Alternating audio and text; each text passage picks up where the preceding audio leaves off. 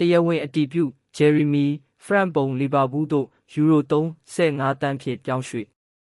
လီဗာပူးမေ31-2025ဂျာမန်ပွန်ဒက်စ်လီဂါကလပ်ဘိုင်ယန်လေဗာကူဆင်၏ညာနောက်ခံလူဂျယ်ရီမီ ဖရန့်ပုံဂျိုရမီဖရန့်ဖောင်သည်ပရီးမီးယားလိဂ်ထိပ်တန်းကလပ်လီဗာပူးသို့ယူရို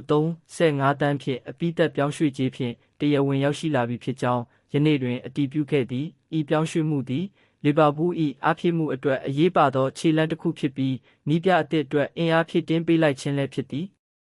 အသက်24နှစ်အရွယ်ရှိနယ်သာလန်လက်ရွေးစင်ဂျယ်ရီမီ ဖရန့်ပုံသည်ဘိုင်ယန်လေဗာကူဆင်နှင့်အတူပြီးခဲ့သည့်ရာသီကဘွန်ဒက်စ်လီဂါချန်ပီယံဆုနှင့်ဒဘောခေါ်ဖလားတို့ကိုဆွတ်ခူးရာတွင်အဓိကအခန်းကဏ္ဍမှာပါဝင်ခဲ့သည်နင်း၏ညံနှုံးဘောလုံးဆွဲယူနိုင်မှုနှင့်တိုက်စစ်တွင်ထိရောက်သောကစားပုံများကဥရောပထိပ်တန်းကလပ်များစွာ၏စိတ်ဝင်စားမှုကိုရရှိခဲ့ပြီးနောက်လီဗာပူးကအပြီးသတ်ခေါ်ယူနိုင်ခဲ့ခြင်းဖြစ်သည်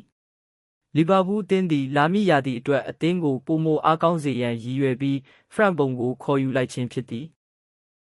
အင်း၏ရောက်ရှိလာမှုသည်လီဗာပူး၏ညာတောင်ပံခံစစ်နှင့်တိုက်စစ်ပိုင်းနှစ်ခုစလုံးတွင်ရွေးချယ်စရာများပိုမိုတိုးလာစေမည်ဖြစ်သည်ဖရန့်ပုံသည်လီဗာပူးတွင်ကျန်းမာရေးစစ်ဆေးမှုများအောင်မြင်စွာပြုလုပ်ပြီးနောက်ကိုရေးကိုတာသဘောတူညီမှုရယူကာကလပ်နှင့်စာချုပ်ချုပ်ဆိုခဲ့ခြင်းဖြစ်သည်ဂျယ်ရီမီ ဖရန့်ပုံသည်မန်ချက်စတာစီးတီးလူငယ်အကယ်ဒမီထွက်ဖြစ်ပြီး2019ခုနှစ်တွင်စကော့တလန်ကလပ်ဆယ်တစ်သို့ပြောင်းရွှေ့ခဲ့သည်ထို့နောက်2021ခုနှစ်တွင်ဘိုင်ယန်လေဗာကူဆင်သို့ရောက်ရှိခဲ့ပြီးယင်း၏ကစားသမားဘဝအကောင်းဆုံးခြေစွမ်းများကိုပြသနိုင်ခဲ့သည်လီဗာပူးပရိသတ်များကယင်း၏ရောက်ရှိလာမှုကိုစိတ်လှုပ်ရှားစွာကြိုဆိုနေကြပြီးအသင်းအတွက်ကြီးမားသောအားဖြည့်မှုတစ်ခုဖြစ်လာမည်ဟုမျှော်လင့်နေကြသည်